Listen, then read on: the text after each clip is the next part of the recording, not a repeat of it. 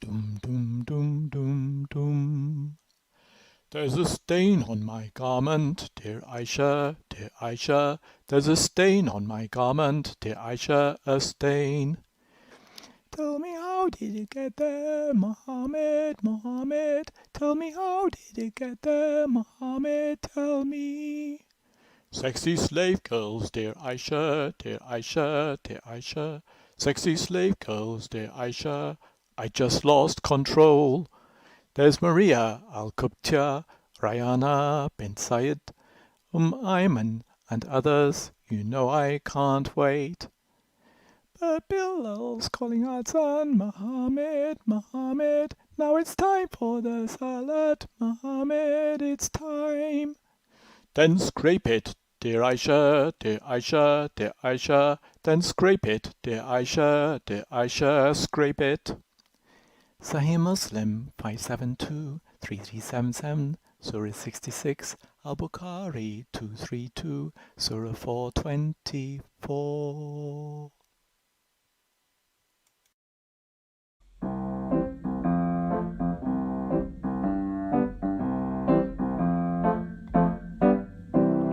Allah is a false god, a false god, a false god. Allah is a false god, a false god. Allah is a false god, a false god, a false god. Allah is a false god, a false god. And Muhammad is not a prophet. Muhammad is not a prophet. If you want grace and mercy and love, Islam is not for you. But Jesus is the way, the truth, and the life. Jesus is the King of Kings who died to save us all. If you just repent and believe He took your sins on the cross, then mercy and grace, forgiveness and love, eternity can be yours. But Allah is a false god, a false god, a false god. Allah is a false god, a false god.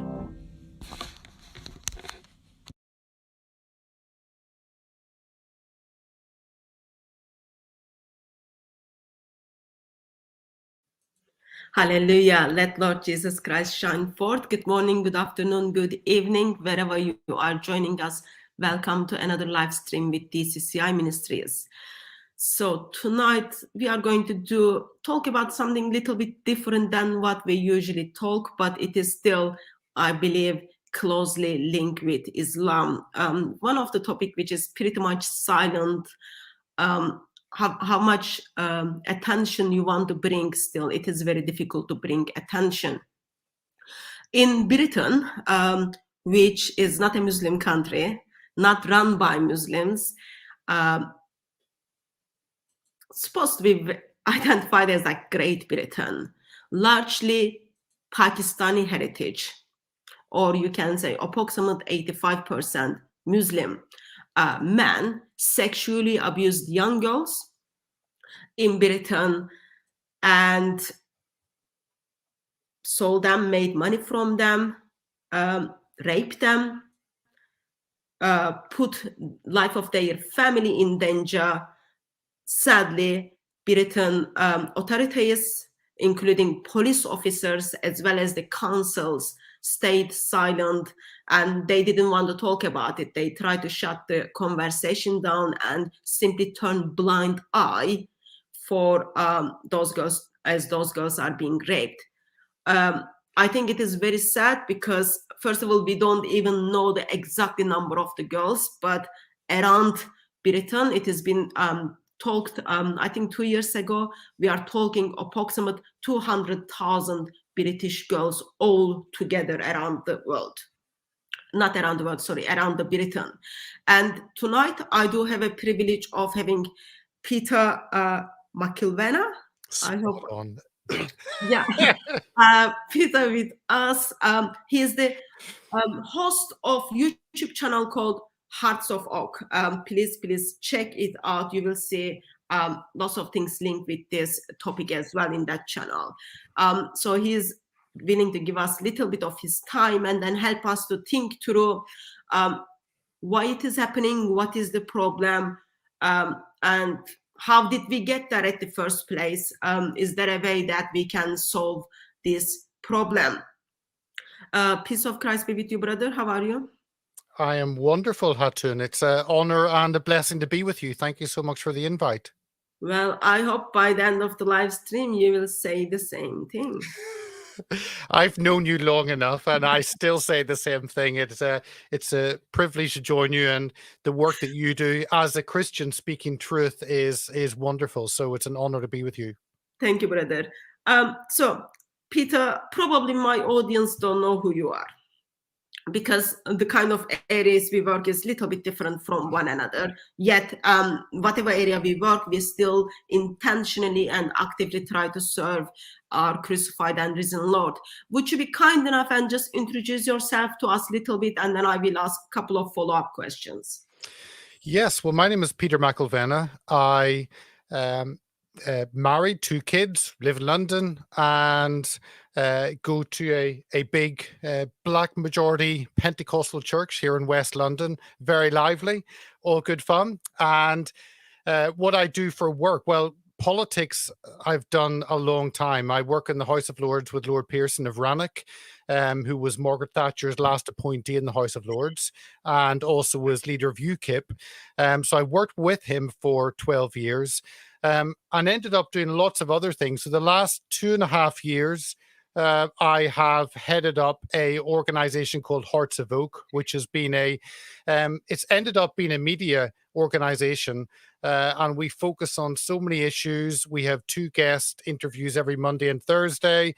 Hatun, you've been on 2 or 3 times, as has people like Jay Smith, Robert Spencer, David Horowitz. We've had lots of people talking on the topic of Islam, and Islam is probably 20 to 25% of our content. We've had probably about 140 guests on 250 different live streams, and those are all available on, some of them are on YouTube. Also, they're also available on Getter, on Rumble, on BitChute, so many other things. And the focus is on, I think, freedom of speech in a whole range of areas. And I'm passionate about being able to critique religions and debate. As a Christian, I think that's vital. I am passionate for the family. I enjoy my country, so I enjoy the culture, the heritage.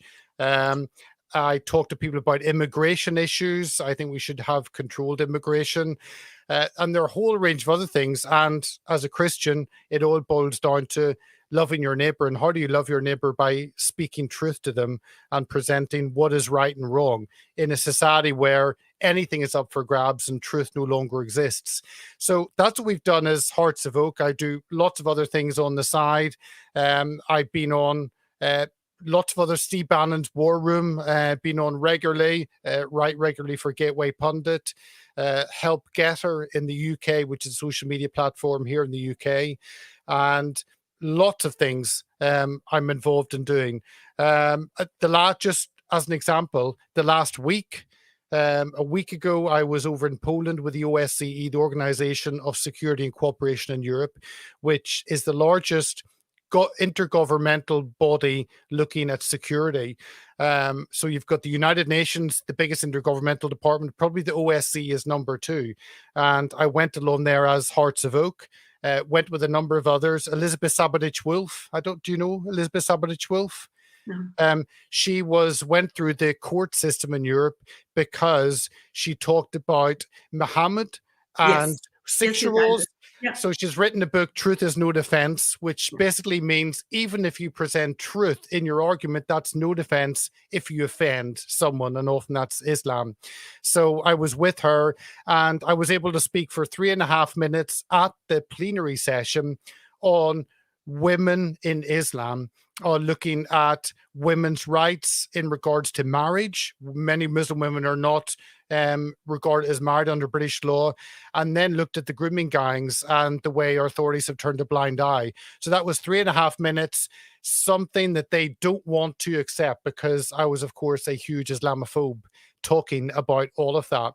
So those are the the range of things that I talk. And then more recently, probably we've also talked a lot about the whole lockdown and restrictions on us through the whole COVID mandates, and also the issue on gender. Now we live in a society where a man can wake up one day and decide he's a woman, to talk about male and female. And Hatun, as you know, as a Christian, it's easy because God made us male and female, quite simple. And we now have tried to bring in hundreds of new genders, and we take man and try to make man in our own image instead of how God has made us. So all those issues we end up talking into, and talk to so many guests on those issues.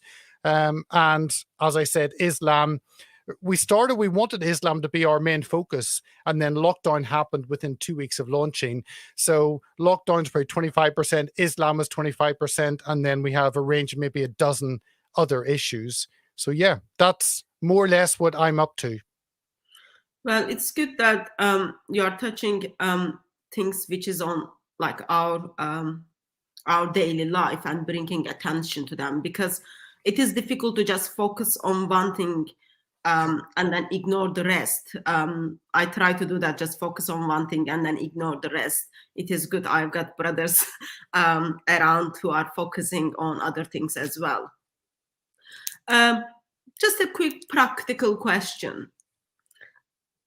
So, Britain is supposed to be a great country where we are all treated equally, equal under the law, protected by police, and we pay our taxes for council to provide our very basic needs. Along the way, something went wrong.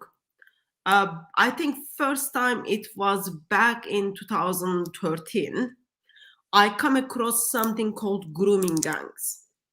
I didn't know what it was, but when it kind of brought to people's attention by Tommy Robinson, it was difficult to ignore. So since we are going to talk about grooming gangs, how did you come across with grooming gangs? It would have been working with Lord Pearson, and Lord Pearson is probably the most outspoken peer in the House of Lords on Islam, with Baroness Cox being the only other one who will address these issues. And that's out of 850 members of the House of Lords, there are 2 that will actually address this, and they're both in their 80s. So that's something for your viewers to pray over, where we go as a generation, as a society, whenever our spokespeople actually are coming near the end of their time, and who fills that. So it would have been with Lord Pearson. He is never afraid to ask a difficult question. And I think we had both come aware of grooming gangs probably back in 2012. I started working with Lord Pearson, I think 2010. Maybe 2009 even. And 2012 was Andrew Norfolk's front cover on the Times newspaper here. And that was the first time the UK public were even aware that something had been happening. And then it was from that point of one journalist who was courageous enough to go where the evidence led him and say, this is what I see as happening, and no one has talked about it. He published that front page 2012 on the Times. And I think from that point, it was like, wow, this is huge. This is unbelievable. And then we started delving deeper into it and found out how awful it is, how covered up it's been, how disgusting it is, and therefore people don't want to address. And it leads into the whole world. And Hatuna, I get it that people don't even want to discuss it because it is so horrendous, so unbelievable when you listen to the girls and what has happened to them, and how they've been let down time and time again by everyone in authority. It's something that actually you don't want to address, because we don't want our nice, safe, happy lives affected by the truth. But as Christians, we are here to speak truth, no matter how uncomfortable that may be. So it's been 10 years now of looking at this, and I often wish that God showed us easier topics to address, but we don't get to choose. We're shown things, and it's up to us how we respond to those issues. So, kind of on the social media or on the news, it has been identified as grooming gangs, but it is kind of Britain's rape gangs. So, group of men, mainly Pakistan heritage, are intentionally seeking for young girls, white young girls, approaching to them, using them for their sexual desire, and passing them around, torturing them, even making money from them, and kind of setting up that business. So much abuse and so much ugliness in it. I did listen some of the girls' testimonies, what happened to them. It is sickening. And while kind of that happens, today we don't know the number of the girls. No. So we have all different numbers, and people are trying to get to the bottom of it. The problem is it's difficult to get the bottom of something when there are many in authority that don't want you to know about it. And don't trust me, don't think that I am some crazed conspiracy theorist, because if this is the first time you've heard of this, you may think that. Sarah Champion, Labour MP for Rotherham, one of the towns where this is happening, one of 40 towns across the UK where this has happened over a period of 40 years. Sarah Champion, Labour MP herself, to the Daily Mirror, I think 4 years ago newspaper, said that she thought that up to 1 million girls were affected by this. Wow. Now, the figures we have for some of the towns, the Daily Mirror did a very thorough investigative report in Telford, and they talked about at least 1,400 girls were part of these, being raped by these gangs. And then you look at other, not just Telford, look at Rotherham, you look at Rochdale, and the figures are exactly the same. And you discover a network of abuse, as you said, run by gangs. And the disgusting thing is, we often find these are family members carrying this out.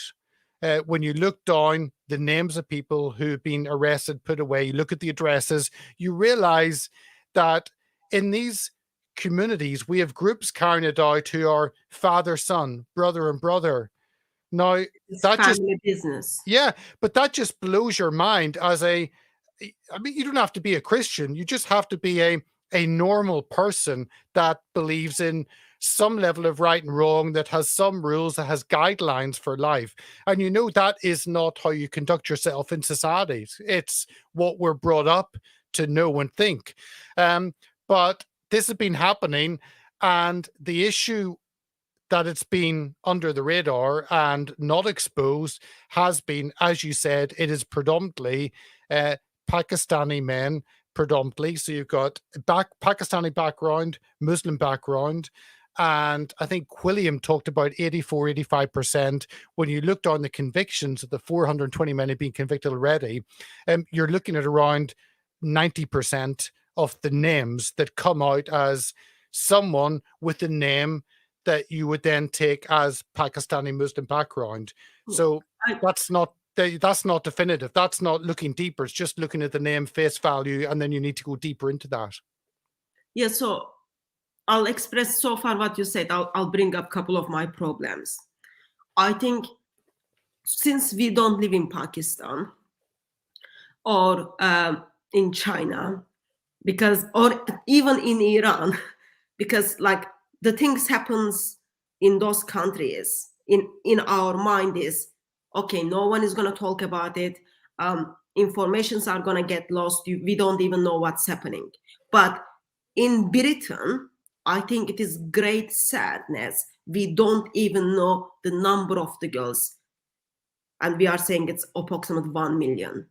It might be bigger than that or less than that, but even not knowing how many beautiful young girls are being affected by it, I think that's a problem by itself.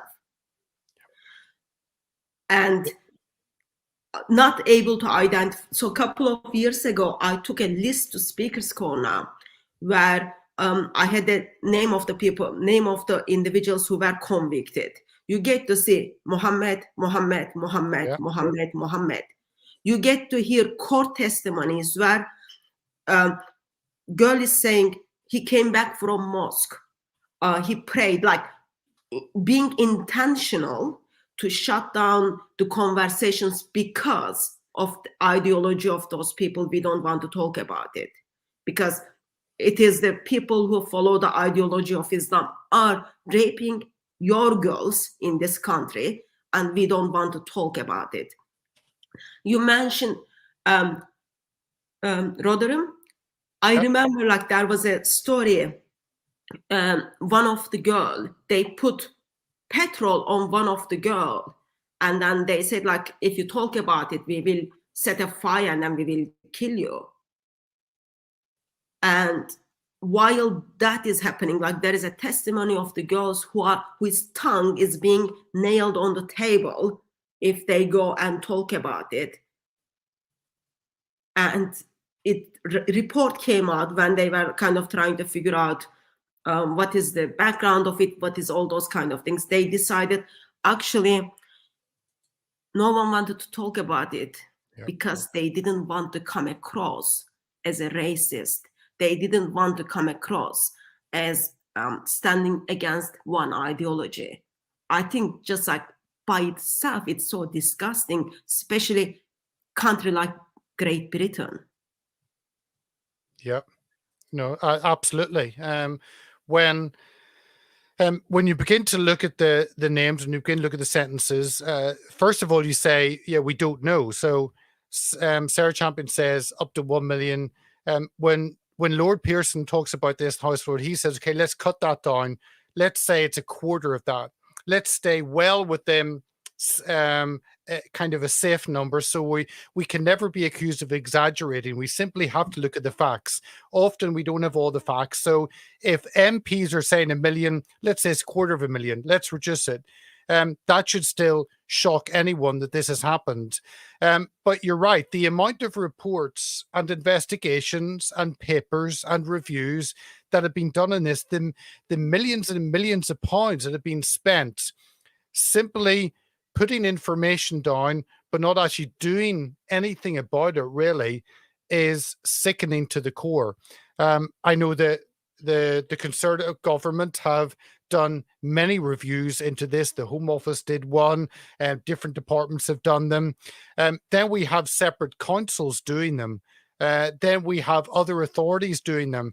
We have and then we have national. We have the Alexa one. We have in 2012, 2014, we have national ones, and then the independent one on sexual abuse is the latest one to be done. That was a 7-year report. But Hutton, all of it seems to be just to provide work for people to analyze a problem. So these people are paid money to actually put a report together. They spend millions of pounds doing this. They produce a report, often a huge report with hundreds of recommendations. And then there's no actual follow-up to see, is anything done on this? There's nothing. What's the point in spending all that time doing a report that actually the public don't really see and doesn't make any changes?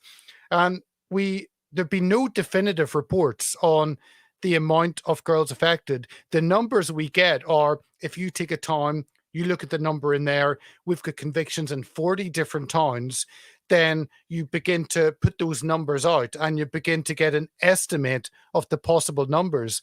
But we only have 420 men, I think 420 men at the last count, were actually convicted of these crimes and sentenced for them. But that doesn't really give a understanding of the amount of girls that are affected and the scale of it. And this is not just an historic issue. Yes, it has been happening for 40 years, but we are still reading many reports of gangs being arrested for historic. So you're looking at 95, 2000, 2005. But when you talk to any of these girls, when you listen to any of them, they talk about this still happening today, right now, because these men know that the police don't do anything to stop them, and therefore they can get away with it. So if they're doing something they want to do and the police don't stop them, then it continues in our society, in these communities, because no one will actually stop. And the people who do speak against it, you mentioned Tommy, but many others, they get then tarred with a brush of racist, Islamophobic, far right. How we've come to a stage in our society where you get labeled and criticized if you say raping girls is wrong. That suddenly makes you a bad person. That's the twisted state we become, sadly, where truth becomes a lie, everything gets turned on its head. And that is where we currently are in the UK, that this is not something you talk about or address. And you do address it, then you get punished. You can get punished in social media, but also you get called so many names simply for caring for girls and wanting girls not to be sexually abused. Then when someone made a point, this can't be Islam. I just wanted to respond to that and let people to reflect on it. Islam has very, very low view of woman. Islam has very low view of non-Muslim woman. According to Surah 24, verse 33, prostitution is okay. If you put the girl into the prostitution, Allah is merciful, will forgive you. Don't practice prostitution, but if you do so, Allah is merciful and will forgive you. Non-covering girls, non-covering women are potential to be seen as a whore. Surah 33, verse 59. And if you hear the court cases of those rape gangs in their hearings, they identify those girls as they are like dirty lollipops. Those are very kind of very basic teachings of Islam. And it is, of course, under the label of not being seen Islamophobe, or if you want to be political correct, you simply say, well, it is just a possibility that end up that 84% of people who are convicted end up having the name of Muhammad. That's just like chance. It is just chance that those people go to mosque. It is just a chance that those people fast during the Ramadan. It's all chance. You can say that if you want to. But at the end, you need to remember there are girls who've been raped, who've been threatened, whose families are being affected. And we all turn blind eye to that. Why? Because people like you didn't want to identify the problem to solve it. Just shame that, like, with everything out there and everything is being hidden, we've got people who are saying it has nothing to do with Islam. It is just chances, strange chances comes together. Hatun, can I come in on that? Because I've also had that many times. And I think we have a whole mix of issues here. Some of them more in play than others. You talk to many of these girls and they talk about the Quran being recited over them. So the rape seems to be some kind of religious rape. How perverted is that? All these men want to be good Muslims in their society. You've got all of that side, and you've got all the text, you've got the life of Muhammad, you've got how women are treated, all of that on one side. But then also you've got a cultural mix within that, in that you've got a separation of men and women. But again, that's part of the religion. And I think it's often difficult to separate the culture and religion because Islam is so entwined in so many cultures that when someone says, actually, it's just because they've never seen a woman without a burqa before. Well, that is cultural, but it's also religious. And it's people try and separate and say this is simply a cultural issue and nothing to do with religion. But no, it's both of them mixed together. Yeah. And sad is like we're just turning blind eye. We are turning blind eye. So we express that numbers might be between 200,000 to 1 million. So sadly, we don't even know how many girls are being affected.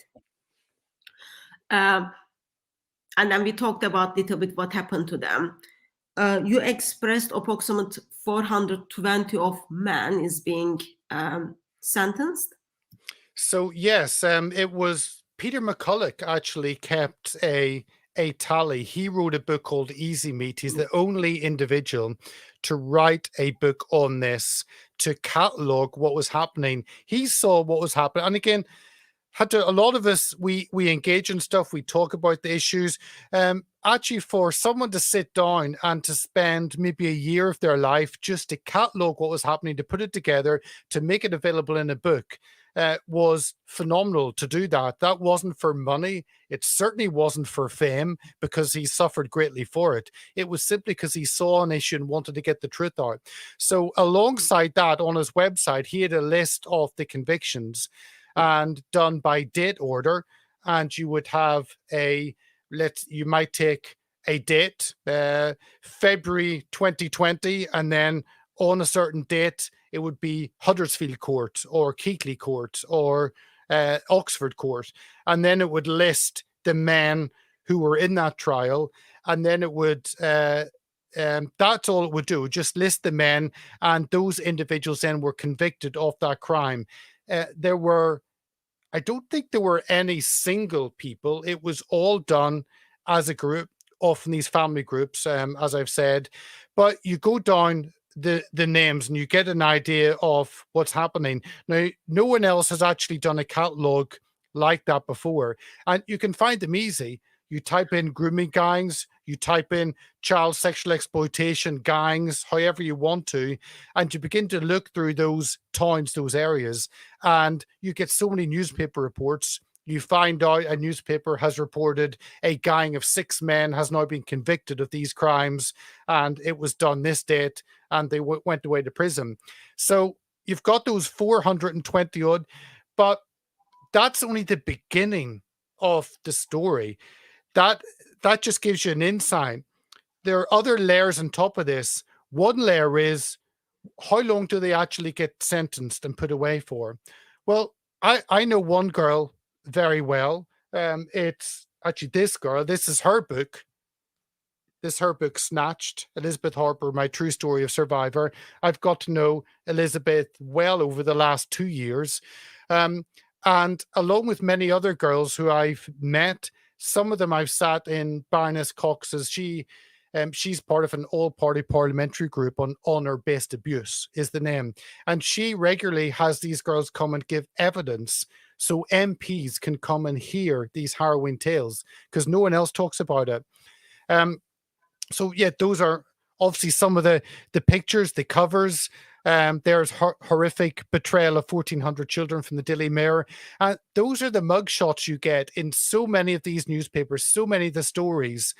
And time again, you get the same types of names, the same types of areas. But again, they're up to 40 towns. They're towns like Swindon, like Oxford, kind of English towns you think this wouldn't be happening in, but yes, it is coming, and it happens because these men can get up to what they want to and a blind eye is turned. But the conviction rates. So for raping children, these men are getting as low as 4 years. So on one trial, the Rochdale 9 was one trial, and that's a whole deportation issue as well. But 9 men were convicted of being part of this. The lowest sentence was 4 years. The highest was 22 years. But 8 of them got between 4 and 9 years, or 4 and 10 years. This is for raping children, 4 years, and they get out half of that time after good behavior. Sorry. I need to understand that correctly. Yeah. Raping a child, you get 4 years prison sentence. In some of these sentences, they're getting as low as 4 years. Yes. 4 years. Some of them, the court decide we cannot prove they actually raped the child, but they were trafficking the children, they were taking money, they were involved in the whole process, so they get lesser. But I think the lowest for any individual on a count of child rape was about 5.5 years, the lowest. They're all convicted of different things. They're all convicted of rape, but also down to the lowest level of facilitating, of processing, of helping drive all these girls around. It becomes a business. You've got clients, so it becomes a whole pimping prostitution business. But I think the lowest level is 5 years for actually raping a child, and they get out after good behavior, 2.5 years. Okay, so you were sentenced for, let's say, be generous, 6 years, and then you can get out within 3 years. Yeah. If you are good in. Okay. Yeah. But what does it mean, good behavior in prison?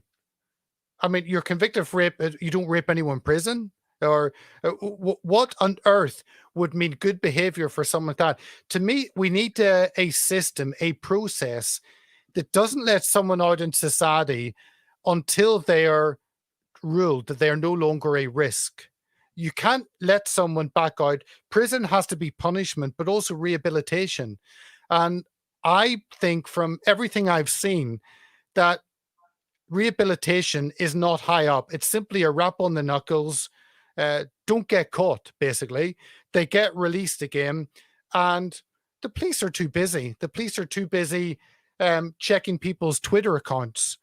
Like my good friend Caroline Farrow on Monday, who was arrested for putting stuff on Twitter.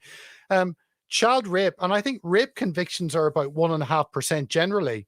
So an individual who says they've been raped, it's 1.5% that they actually conviction rate. So it's extremely low. So we've got a whole failure in the system to actually try these individuals, to actually gather evidence and to put them away for a long enough time and to make sure they don't carry it out again. All those areas we're failing in. And I don't know how we fix that as a society when the authorities, our government, our child services, our local councils, our MPs, no one actually wants to address it and fix the problem, because the problem seems to come from a particular group in society, men of Pakistani background, Muslim background, and therefore there is a fear of addressing this issue, because how would it affect your career as a police officer or as a council official if you dealt with this? Better to deal with litter on the street or some antisocial behavior, but not this, because this will damage your career.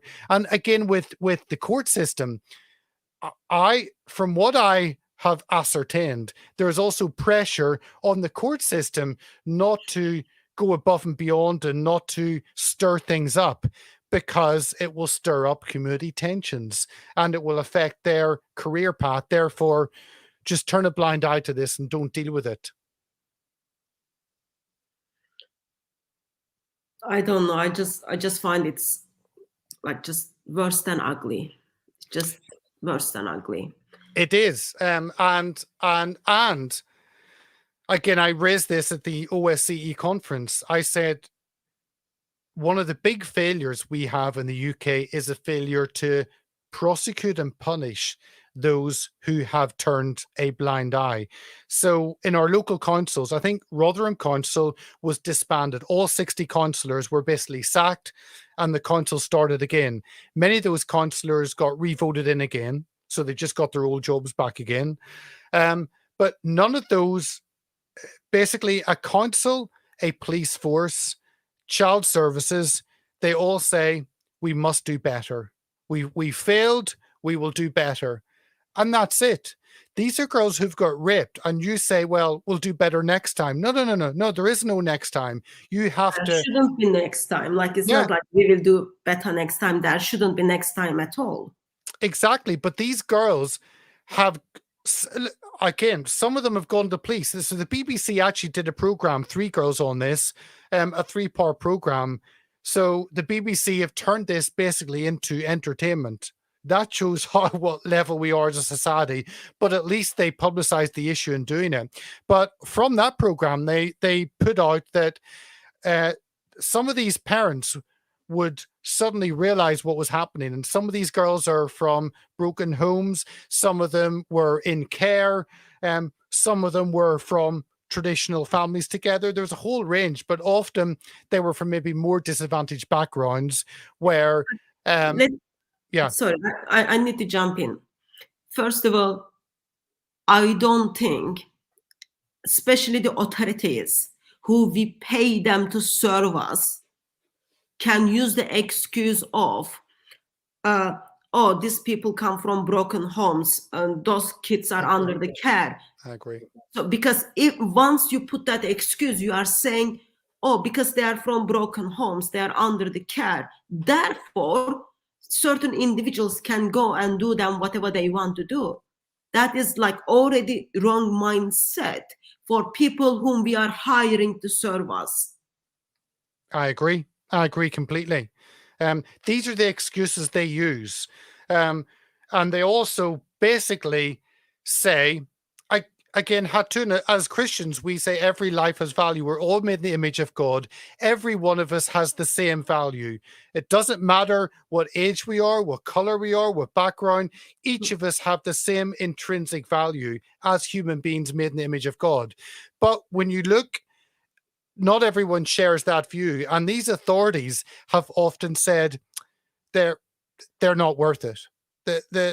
We don't think of them. They're not kind of middle class background. They're not university educated.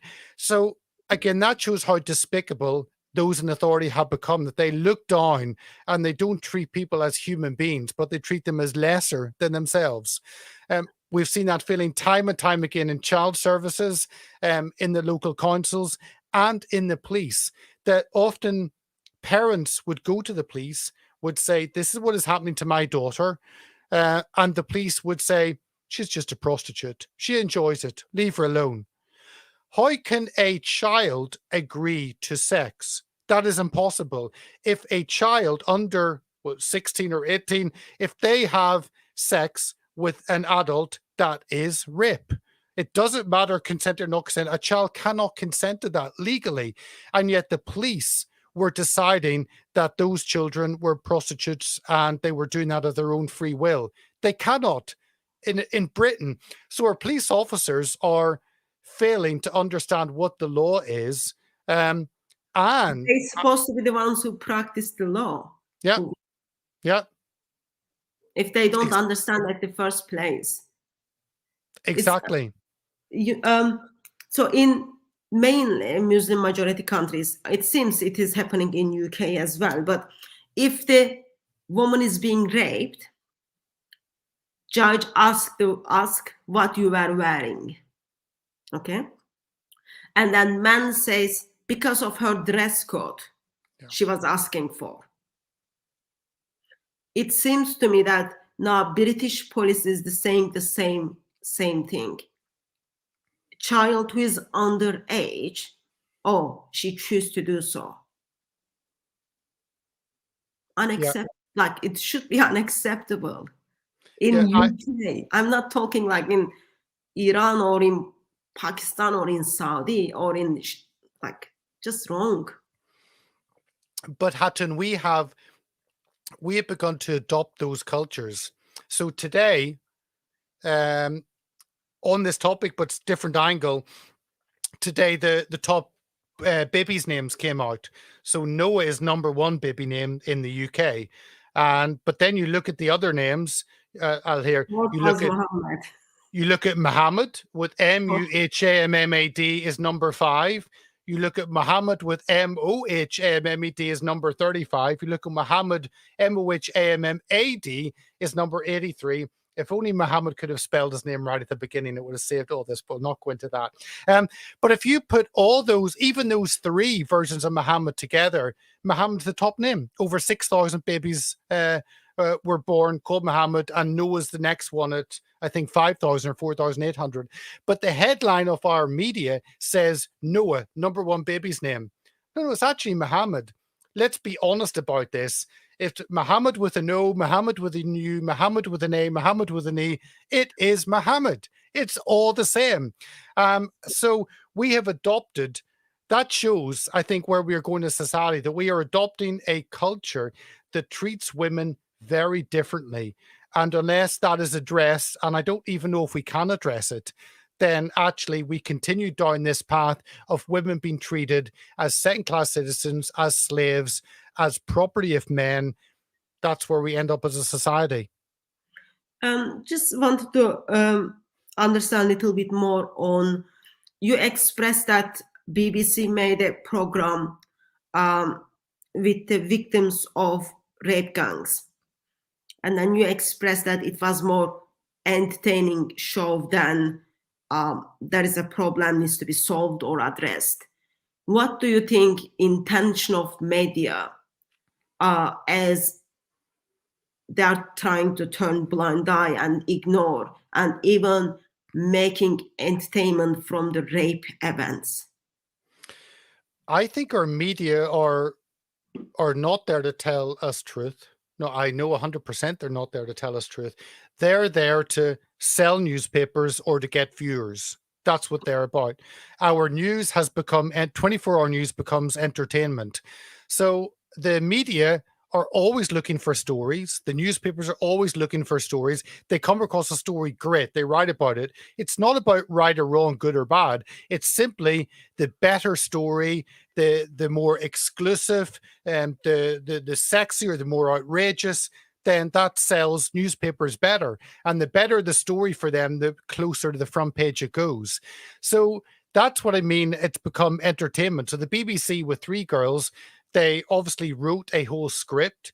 They talked to some of these girls. They realized this is the story they're telling. They're not saying whether the story is true or not. They're simply saying this is what they're telling. And they got actors and they made a 3-part program about it, about what had happened. But they would say this is a drama based on events.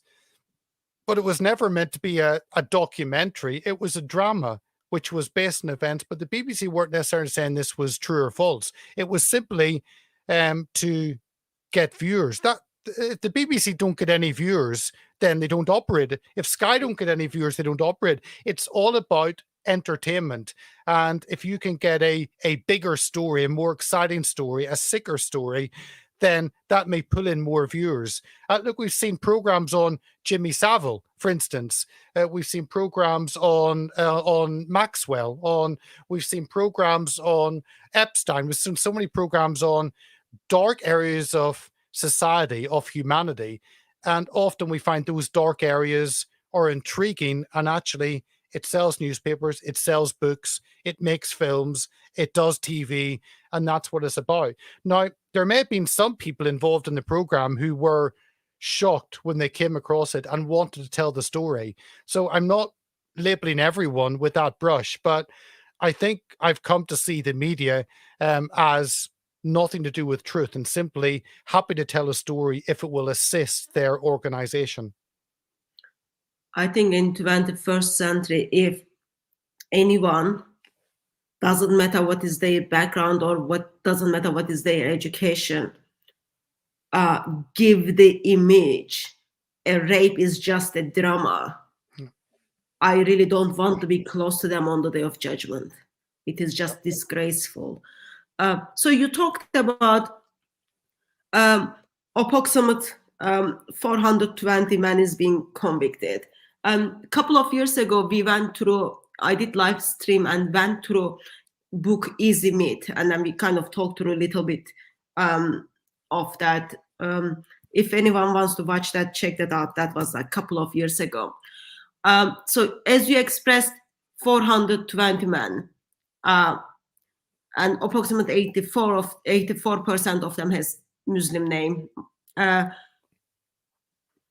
Who is paying for their court cases? I am assuming, I don't want to be mean, but I am assuming lots of those people are simply not rich enough, even though they were getting like approximately £2,000 from just giving one girl for sex. they don't have enough money to deal with all those court cases or legal things. Who is paying for those things? And do you know, have you got any information on that? I'm curious about that, because I know Okay. lawyers are very expensive. Yeah, this is a whole other side of it. So on this, my understanding is that if you're accused of a crime, so a man is accused of raping a girl, then he will be arrested and he will go through the court system, and that is paid by our taxes for our criminal system. And I don't have any issue with that. We need to have a system that works. The problem is it's broken and doesn't work. But that to the side, you need a criminal system in society to punish those who break the law. You can't have a law if you don't have a punishment. So you need to have police, you need to have courts, then you need to lock people away, you need to build prisons. All of that you need as a functioning society. The problem we have is that we often find these men are sentenced and they then go to jail. They then often appeal. Now, on those appeals, they can apply for government money. I'll give you one example, the Rochdale Nine, and we had done a petition soon after we launched Hearts of Oak back 2020. So I think June, July 2020, we initiated, we started a petition to call on the government to deport the Rochdale Three. So there were 9 members of the Rochdale Nine gang jailed in 2016, 2018, I think, or it could have been before actually. And 3 of them had dual nationality. 3 of them were British passport holders and Pakistani passport holders. So we had got a petition and called on the government to deport them immediately. That got 100,000 in 3 or 4 days. I was like, wow, massive support, massive anger. People could not believe that this was the case, that these men were kept here. I mean, the next plane to Pakistan, there are 30 planes a week to Pakistan. Put them on any of those and just get them off. Drop them in Pakistan. They can face trial there. Whether that will be a good trial, I don't care. As a British citizen, they should not be in our country. So get rid of them. So 3 of them had dual nationality. The British government called on them to have their British nationality stripped. They said, no. We like our British nationality. We like our British passports. So we can rape girls and do things here. It's wonderful life for us. Therefore, we will fight that. Now, the Sun had done a story, I think it was a year and a half ago, and they had assessed these men had got just over £1 million in legal assistance to fight the British government to send them. So let me just repeat that. 3 men, Pakistani and British nationals, they rape young girls. They rape girls. The British government say, we're going to send you to Pakistan. And they say, no, we want you, the government, to give us money so we can fight that decision to send us away. And the British government say, okay, we'll give you money because that's what we do in Britain. So they gave them £1 million for them to fight that. Now, I've seen other figures of up to 2 million spending, but yeah. Okay. Brother, you just went too fast for me. So I need to understand that. So, someone who holds 2 nationality, Pakistani and British passport. Of course, British passport gives you lots of freedom. Through the petition, they are going to send back to their home countries to deal with the trial over there. They are appealing, and I am the one who is contributing their appeal. Approximately altogether, every taxpayers are paying £1 million. Yes, all of us through our tax. Okay. Every time we earn money each month or by week, you pay your tax, and a small So part my of money. that tax, Just a second. your money. I've got heart issues. Your money. I've got heart issues. Okay. So my money went to someone's court appeal. Yep. For who raped a child, and who wanted to stay in this country. Yeah. Okay. Thanks for unpacking that for me. That was my money. Okay. And again, Hutchin, this is when I look at this politically, I think, well, I'm someone who'd see myself as centre right, Conservative Party. I was involved in UKIP. Labour is on the left, and I don't agree with those values. And you think actually a government on the right, a Conservative government, would be fighting for individuals' rights, would be fighting for those to be punished. The Conservatives often are called a party of law and order. So you implement the law and order, you punish those who've broken the law. And yet these three individuals, for years, for I think 4 years now, the British government have been trying to send them abroad. I mean, it's our government that somehow isn't letting itself get rid of rapists from our country. They stay here, they walk our streets, they go to our supermarkets, they could bump into us on the train, on the bus, and they're allowed to live their lives as normal. While our government decides, actually, we will pretend to deport them, we'll pretend to want to deport them, but actually our system means that we can't do that. And Okay, that's where we are. I'll share information. According to Telegraph, 28th of June 2020. Okay. People who are involved of raping girls who were supposed to be sent back to their home countries or their original country, they renounced their citizenship for that country, Pakistan. So now, yeah, it's on Telegraph. It is talking about like how they, to avoid the deportation, now they renounced their citizenship for Pakistan. They are not Pakistani and British anymore. They are just British now. So you can't send them. I guess for their appeal, probably I paid for it as well. You did. And I'm looking, so the ringleader of the Rochdale grooming gang, and it's in every newspaper, Abdulaziz, known as the Master. 2016, the government begun the process of trying to get rid of him. And 2022, in June, the government said they were unable to send him away. So the Home Office have announced that after all they're trying, that he will not lose his UK citizenship and they will not deport him to Pakistan. How evil is our government to actually care more about a rapist's rights than a child's rights? I mean, everyone should have right, but I think if you rape children, you begin to lose rights in society. And certainly if you can get rid of them, get them out of your country, they can be someone else's problem. They're not our problem. The role of a government is to protect its citizens. And if the government cannot protect its citizens, we don't have a functioning government any longer. It just reminds me Jesus's attitude towards children and how they are precious in his eyes versus how these earthly governments are dealing with people who are abusing these children. Just, I don't know what is like other word than ugly, just disgusting. Families turning blind eye. Government turned blind eye. Councils turned blind eye because they didn't want to come across as Islamophobe. Police turned blind eye.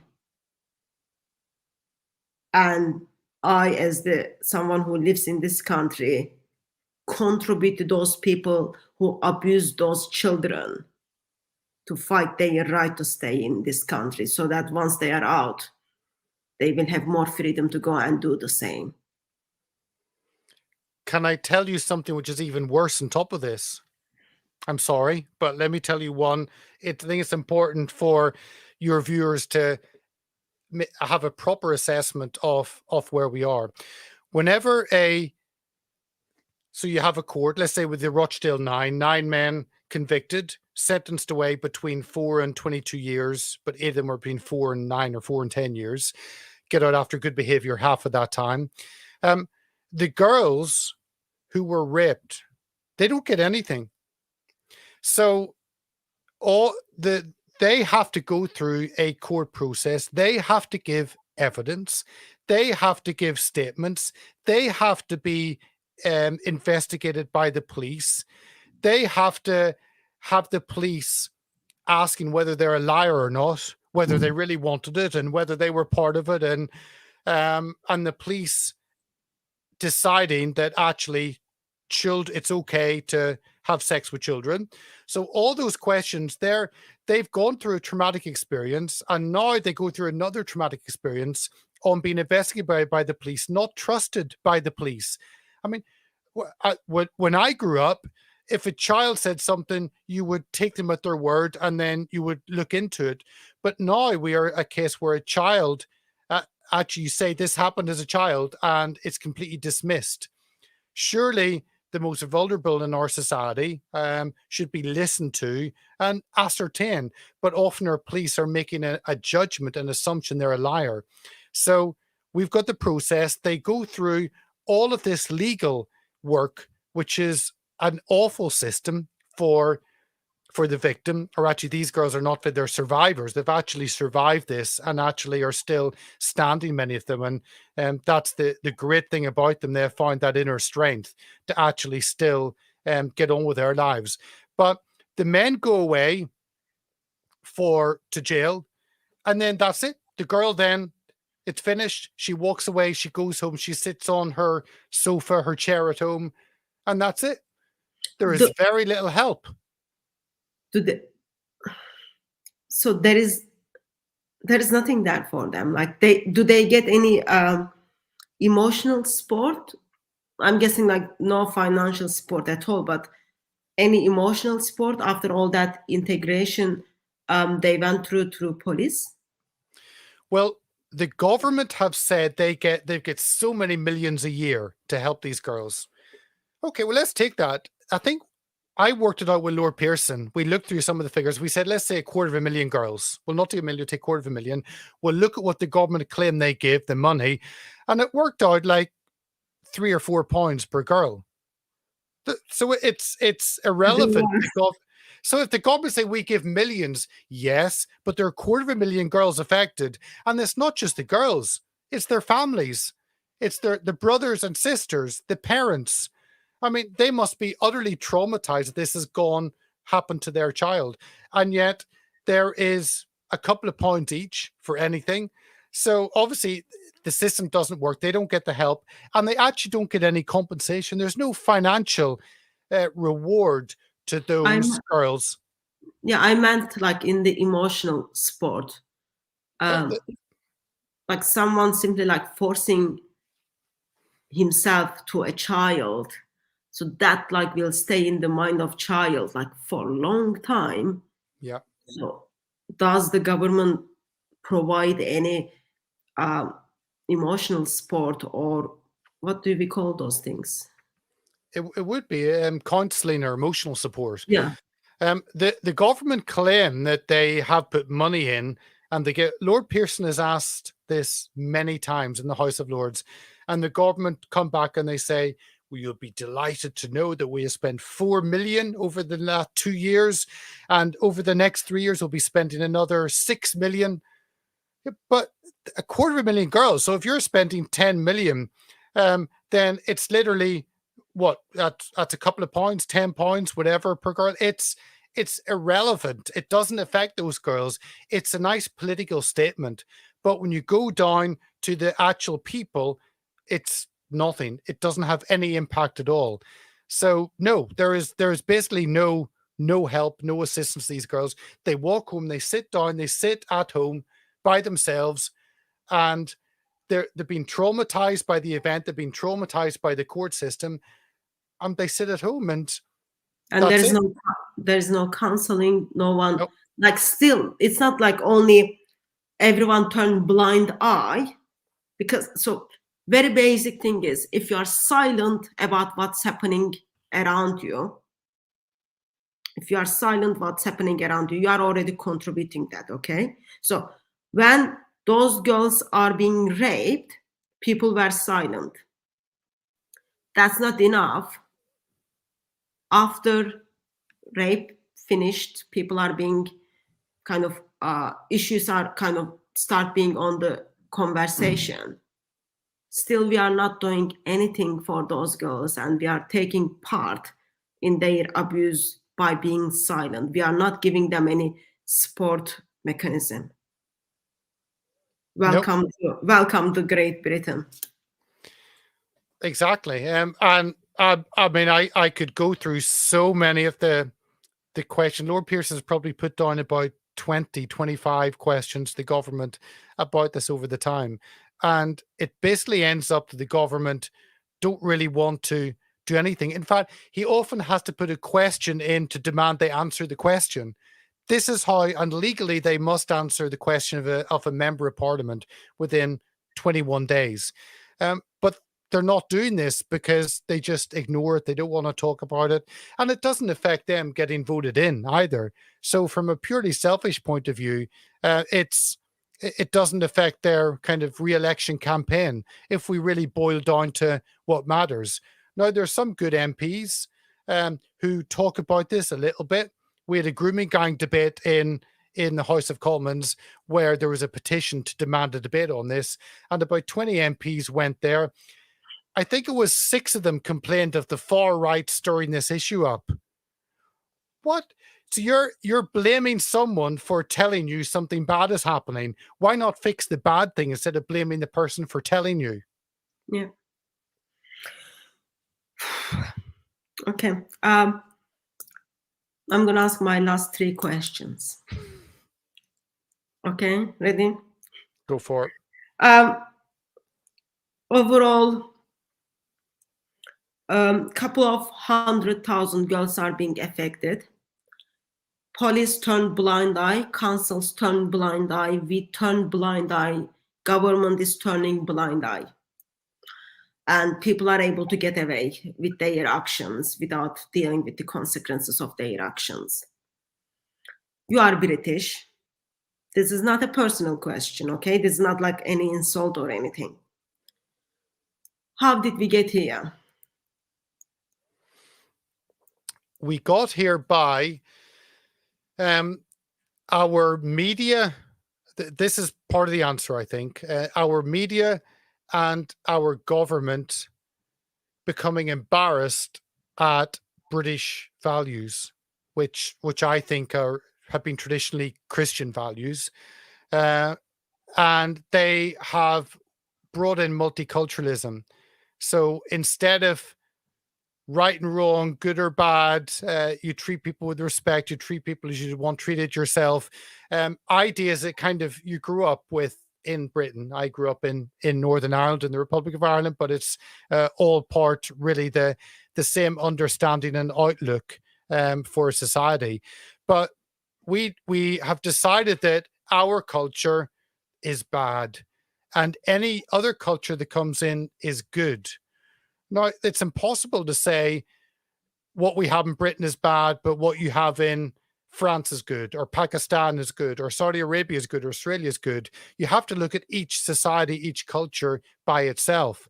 And our government have failed to see that there is a huge clash between Islam and its values or non-values and the values we have in the West, which are traditionally based on scripture and the Bible traditionally, but not so much anymore.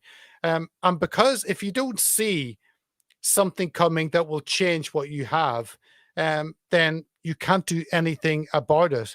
So it's that, I think, embrace of multiculturalism where all other cultures good and our culture bad, that we have thrown out our understanding of what works in a society and we've adopted anything and everything else.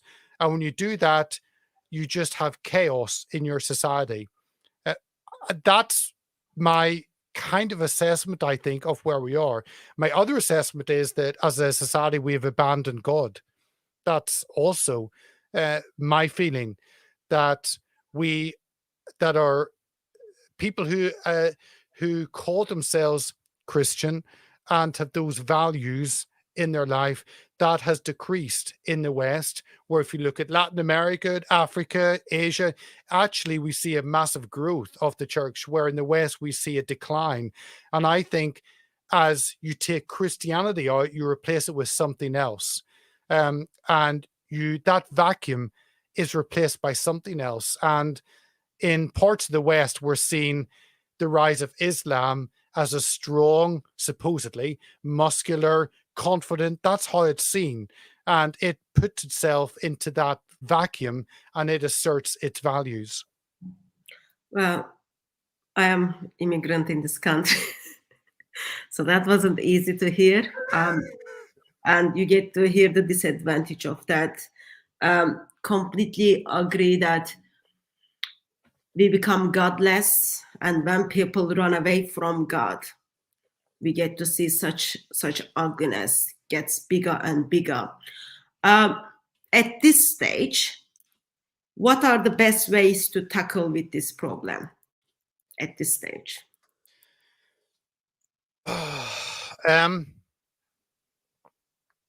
I actually, in many issues in our society, and I think one of the big issues is the Islamization that we have. And you kind of look at what's happened, and I actually am not very sure, because if people do not want to, we live in a society where truth doesn't exist. Your truth can be anything, my truth can be anything, and there can be opposite. You can look at something that's red, and for you it's green, for me it's blue, and we're both right. When 2 and 2 can make 5, 6, 7, and no one is wrong, then society has collapsed. And I think we are in the middle of a collapse of our civilization in the West, where truth doesn't matter. And unless we come to a point, I was going to say unless we repent, but unless we come to a point where we decide and come around an understanding of what truth is and realize that truth is important in society, then the collapse continues. And maybe it's just part of history. You look at societies, they rise and fall. It's happened throughout history. And I think the society we have in the West, in Europe, in America, in Australia and Canada, that was based on biblical values, as that has been pulled away, it's collapsed. And we're seeing the rise of other values with Islam. We're seeing the rise of other values in China, where they have zero values. And those will be the dominant powers, I think, that have replaced what we had in the West. How do we solve it? I don't know how we solve it, because I've looked at this for 10 years. And although we have convictions, we aren't really in much of a better situation. You can't talk about it. We have lenient sentences. People are allowed to walk out after a couple of years. The girls don't get any help and assistance. And if you talk about this, you're racist. So that's where we are. And it's the same situations we have been over 10 years. So I actually don't see a silver bullet, a magical way out of this. I don't know. I would probably guess that you probably have the same assessment, unless you know a magic way out of it. No. I'm sorry. Being in politics, being years in politics, you always think, well, this is the problem. There has to be a solution. We have to find a way through this. We have to get to where we're going. But when you're faced with a barrier, and actually there doesn't seem to be a way around it. If people are choosing to run away from God, and if people are choosing to practice such an ugliness, like forcing things, seems not being helpful at all, and just made it worse and worse. Sadly, since we can't even identify the problem, we cannot say this is Islamic problem, and we are shut down when we say it. It makes it bigger problem, and then like you are forced to just close your eyes and then pass by. And ugliness of broken world. And if you are going to be called racist because you are expressing the problem of Islam when it comes to rapes in Britain, when it comes to grooming gangs, I think take that as a privilege that you are racist. If you are called racist because of that, take that as a privilege. My last question is, I know I kept you extra, sorry about that. My last question is, I know my sorry face looks happy as well. What are the things we can do for the victims, for those girls who've been raped, who've been abused, who've been trafficked, who's been tortured? What are the things we can do for them? It's difficult what to do for the individuals because there are so many. I've talked to, I mean, Jane Senior has done so much work on this. Where's her? This was her. This is Jane's book, Broken and Betrayed. That's actually a good book to read about understanding the issue, not necessarily reading the personal stories. And Jane was a social worker, and she ran a clinic for girls to come to talk to if they had sexual issues and wanted to talk privately. So it was a safe place for them to come and have helps, assistance. And Jane ran that for years. She has been one of the most vocal individuals about what has been happening. She has been investigated by the police, I think, 18 times now because they want her to shut up. You couldn't make any of this up. So she is doing a fantastic work. And I think what most of us can do is maybe highlight what the situation is. It could be getting one of those books and reading up. It could just be looking through newspaper stories. I think if we educate ourselves to the evil that is there, then we have an understanding of what it is, and we can say, well, how do we oppose this? How do we speak against this? I mean, this all happens in the shadows. Most of us, our lives won't kind of connect with this. It is groups that we won't be associated with. We won't know. So most of us are not in a specific position that we can change what is happening. But I think education is vital, and it's up to us to speak about it and not be silenced. There isn't a specific way to help these girls. Look up Maggie Oliver and Jane Senior, I think, are the two individuals who have done more than anyone else. And Andrew Norfolk, the journalist, writing about it. And follow what they do and maybe sign up to what they're putting out and follow that. And maybe they might have specific ways you could help. It might be financial, it might be practical. But I think those two, Maggie Oliver and Jane Senior, are the two heroes in this. There are two women who are fiery, who don't care what they're called and want to do all they can do to help these girls. So follow them on social media, and that will give you an idea of maybe what you can do to help. Thank you. I wish I had you for like more hopeful topic. Nothing personal though, but it seems you are opening our eyes more and more how the world is becoming dark.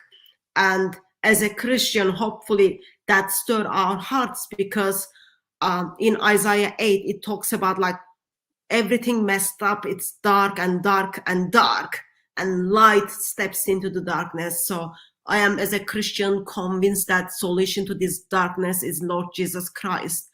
And there are practical steps we should be taking, especially as a Christian. We cannot turn blind eye when we see injustice around it, when we see people are being abused and harmed. Like Book of Amos talks about like how we shouldn't turn blind eye in such a situations. And bottom line is, when God saw where we were in need of something, when God saw we were in need of somebody, his son didn't turn and then walk back. His son stepped into the world to rescue and redeem us. I think that is the solution that the world needs, especially when people are intentionally running away from God, intentionally turning their back to God. We get to see the world becomes dark and dark place. Hopefully that will open and shake our hearts a little bit, so that we actively stand up and speak when we see such an abuse, when we see people who are made in the image of God is being affected with the certain human actions. It should stir our hearts and put us in action. Hatu, can I say one thing that just finally, that I agree that as Christians we approach this differently, and John 1 says the light shines in the darkness, but the darkness has not overcome it, and that's about Jesus being the light of the world. And as Christians, we believe that actually God wins in the end, that because of what Jesus has done, that death is defeated, that death is conquered. And because of that, that's how we approach this. Now, if you're not a Christian, it could be so depressing. And that's why I think people like you, like Jay Smith, what I do, as Christians, we do it, but we know that actually we have hope. Even if it's dark, that doesn't change the fact that we have hope.